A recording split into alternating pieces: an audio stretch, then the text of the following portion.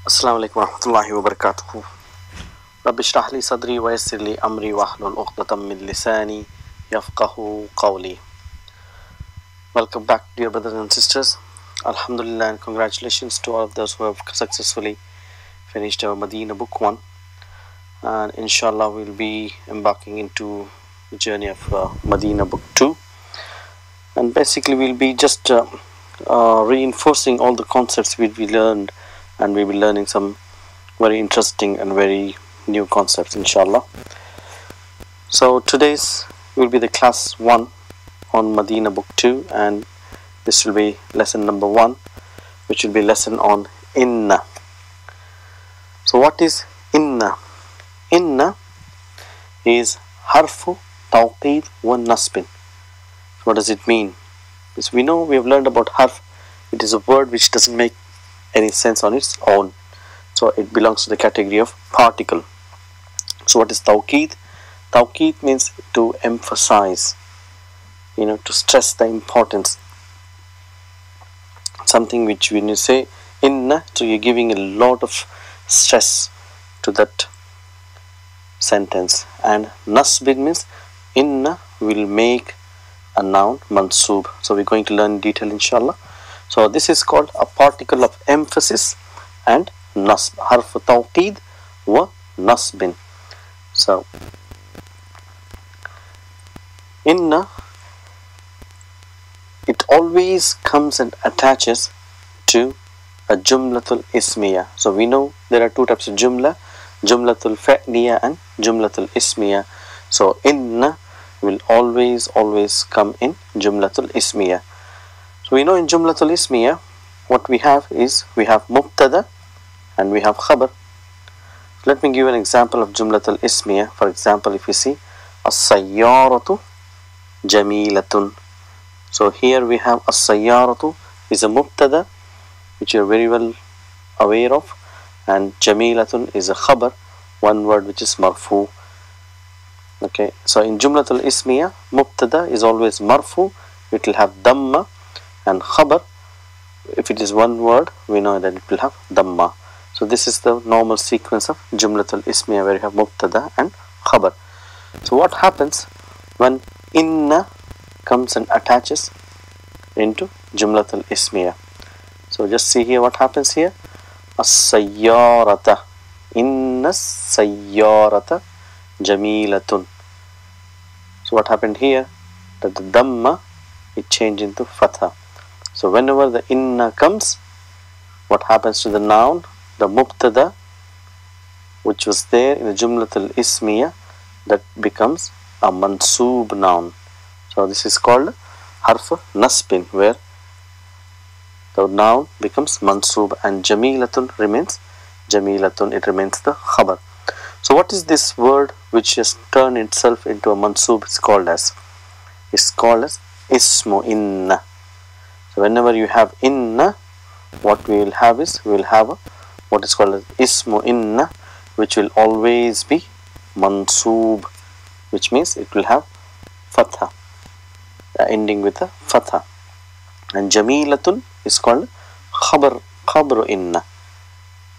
Normally in jumlatul ismiya we have khabar. When inna comes, it becomes khabar of inna. So we know khabar, we've learned previously that there are khabar comes of 5 types.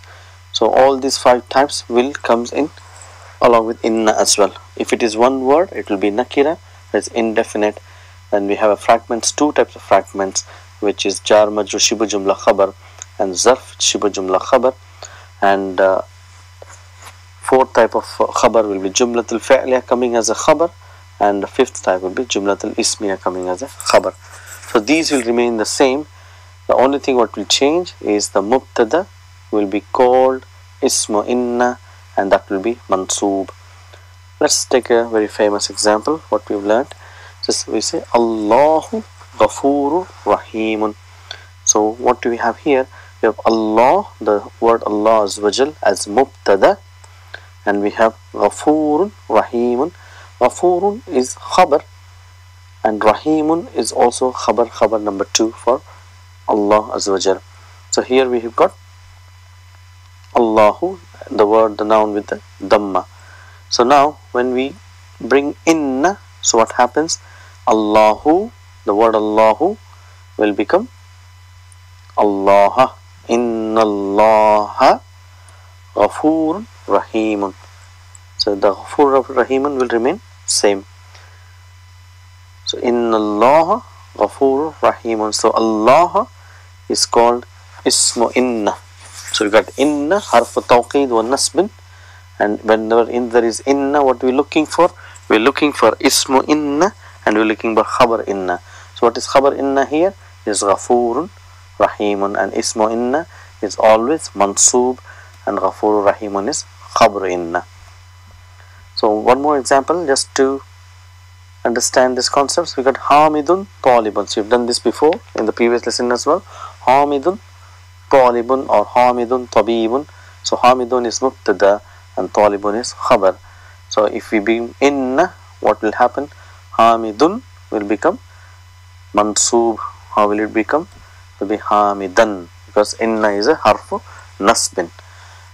And Tawqeed means it's emphasis. We're telling most definitely Hamid is a student, Talibun. So Ismu Inna Mansoob and Talibun is Khabar Inna. So this is what we look whenever we see Inna.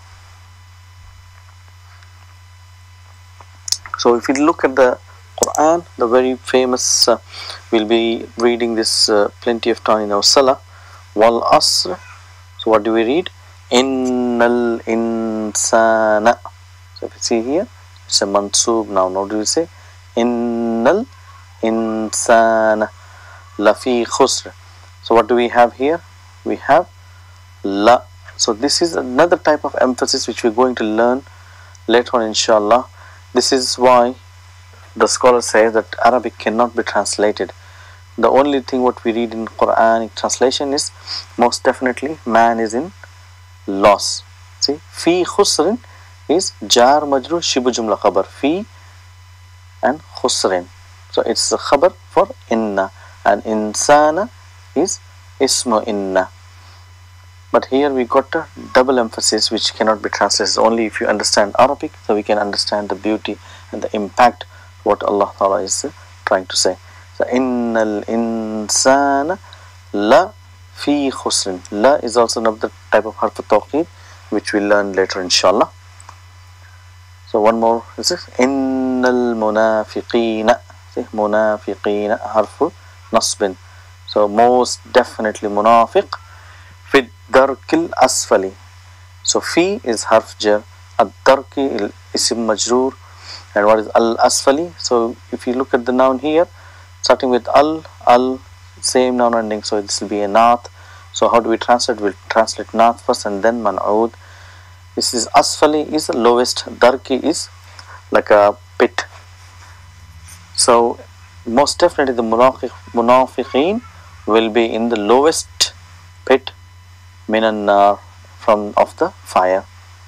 So this is how the inna makes a sentence a more powerful statement and a more emphasis on statement,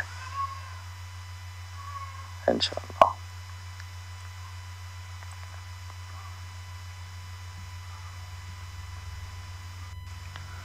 So we've seen Inna Allah Ghafur Rahim. So Inna, so then we have a harf, the noun which is a mansoob. So if we change this noun into a pronoun, so what do we get? So instead of saying Allah, what do we say? If we say innahu, so innahu, so we can have a damir muttasil. Here this damir is mansoob. Remember what we said in jar majroor, when there is a harf jar, then that hu, the same hu, will be majroor, okay, minhu, okay, whereas if it is innahu, that means it will be mansoob, it will be ismu inna mansoob. So it will be innahu ghafurur rahim. So we'll have read this in Quran many times, innahu ghafurur rahim.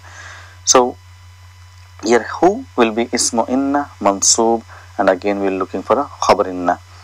So similarly what we can do is we know the 14 pronouns, so we can attach all the 14 pronouns to inna and what we get is innahu, innahuma, innahum, innaha, innahuma, innahunna, innaka. Means innaka. So how many times we read in the Quran? Innaka antas samiul alim.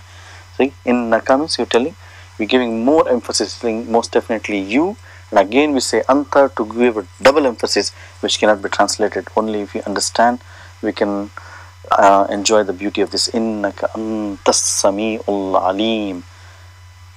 So innakuma, innakum, innaki, innakuma, innakunna, inni. With inni is ya mutakallim, we can say either inni or innani and innana.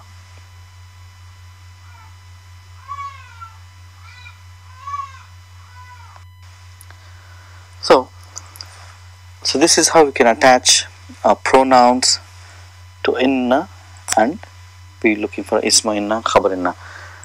So this inna has got 5 sisters, which means they all will behave in a similar way how the inna has.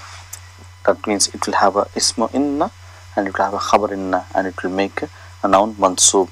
So what are the sisters? It's called sisters. It's called min akhwatu inna. These are called as min akhwatu inna.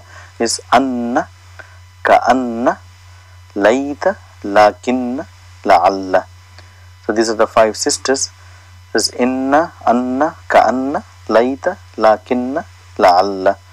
So what we are looking is these harfs as well. They will have ismu inna, or in case of ismu anna, it will have ismu anna, ismu ka anna, ismu layta, ismu lakinna, ismu la'alla, and that will be mansoob, and they will have khabar inna, khabar anna, khabar ka anna, khabar layta, khabar lakinna, khabar la'alla.